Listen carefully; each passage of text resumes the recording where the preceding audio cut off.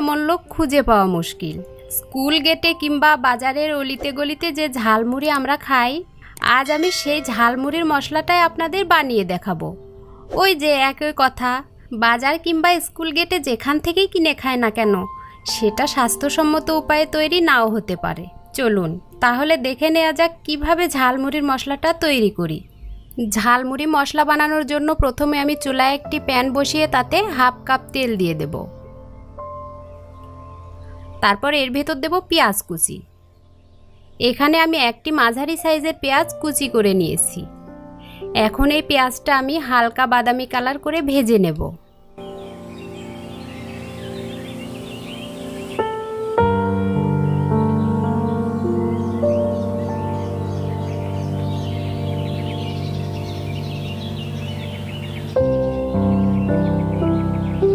পেঁয়াজটা ভেজে নিয়ে এর ভেতর দেব